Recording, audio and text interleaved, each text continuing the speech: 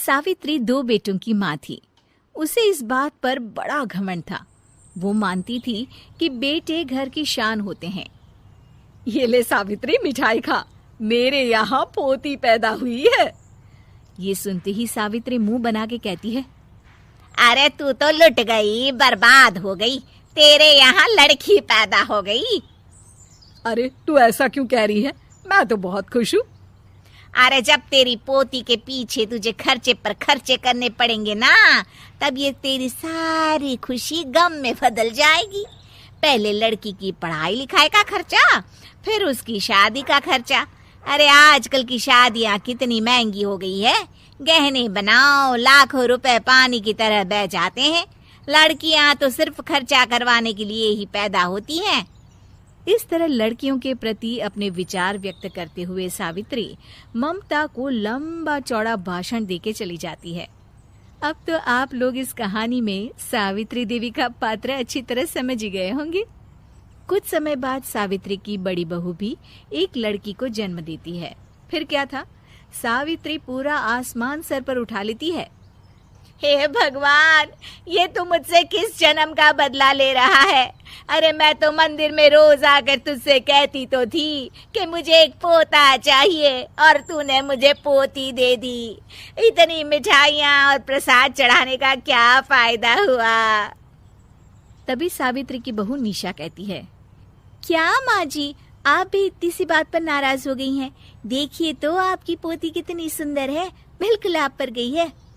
अरे चुप कर, तुझे 9 महीने इतने महंगे महंगे काजू बादाम फल फ्रूट खिलाने का फायदा क्या हुआ? मेरे तो सारे पैसे बर्बाद हो गए। ये सुन सावित्री का बड़ा बेटा अजय कहता है, माँ, तुम सिर्फ नाम के लिए 2020 में रहती हो। असल में तुम्हारा दिमाग सैकड़ों साल पुरानी सोच रखता है। आज के जमाने में लड़का और लड़की में कौन फर्क करता है? मैं तो बहुत खुश हूँ कि भगवान ने मुझे लक्ष्मी के रूप में बेटी दी है। लेकिन सावित्री पर अजय की बातों का कोई असर नहीं होता। नालायक, अपनी पत्नी की जबान बोल रहा है। मेरा बड़ा बेटा तो हाथ से गया। लेकिन सावित्री देवी हार मानने वाली नहीं थी। वो पोते की चाह में अपने छोटे बेटे विजय की शादी करवा देती है। कुछ समय बाद आखिरकार वो दिन आ ही जाता है जब सावित्री की छोटी बहू गर्भवती हो जाती है। सावित्री इतनी खुश हो जाती है कि वो बच्चे के जन्म से पहले ही सारे मोहल्ले में ढिंढोरा पीटने लगती है। ये क्या सावित्री, तू तो पोते के जन्म से पहले ही मिठाई बांट रही है। पहले पोता पैदा तो होने दे, और फिर क्या पता अगर पोते की जगह पोती पैदा हो गई तो। ये सुन सावित्री चिढ़ जाती है। अरे अपनी काली जबान मत चला, मेरी मिठाई खा के मेरा ही बुरा सोच रही है। बड़ी आई, ला मेरी मिठाई वापस कर। देख लेना, इस बार मेरे यहाँ पोता पैदा होगा, पोता। लेकिन ठीक इसका उल्टा होता है। सावित्री की छोटी बहू भी एक लड़की को जन्म देती है। सावित्री फिर से रोना धोना शुरू कर देती है और अपनी छोटी बहू को कोसते हुए भला बुरा कहने लगती है।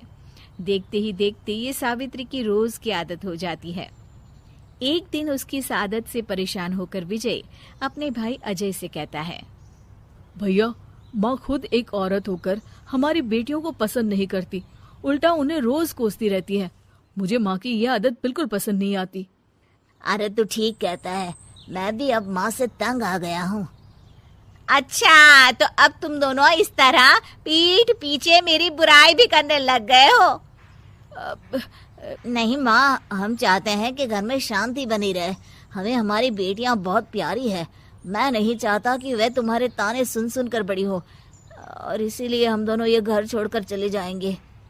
हाँ माँ, मैं भैया की बात से सहमत हूँ। जब तुम इस घर में अकेली रहोगी तब तुम्हें अपनों की कीमत का एहसास होगा। अपने दोनों बेटों के मुंह से अपनी माँ के लिए इतने कठोर शब्द सुन सावित्री भावुक और रुआंसी होकर कहती है, क्या सच में तुम दोनों मुझे इस घर में अकेली छोड़कर चले जाओगे? हाँ माँ। हाँ माँ, अब पानी सर के ऊपर जा चुका है। मैं तुम दोनों के बिना नहीं रह सकती। अपनी सास के आंसू देख अजय और विजय की पत्नी अपने पतियों से लड़ पड़ती है।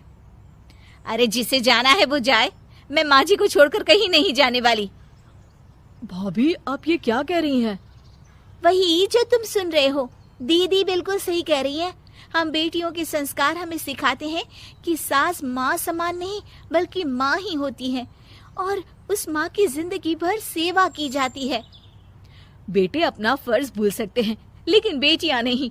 आप दोनों शौक से जा सकते हैं। माँ जी, हम दोनों के रहते आपको किसी बात की फिक्र करने की जरूरत नहीं। फिर क्या था, सावित्री के ऊपर छाए बेटों के घमंड के बादल उसकी बेटी स्वरूप बहुओं के तेज के आगे आंसू के रूप में परिवर्तित होकर सावित्री की आंखों से बहने लगते हैं और वो उन दोनों को गले लगा लेती है। मैं जिंदगी भर बेटियों को कोसती रही, लेकिन आज तुम दोनों को देख मुझे समझ आ गया कि बड़े अभागे होते हैं वो लोग जिनके घर बेटियां नहीं होती।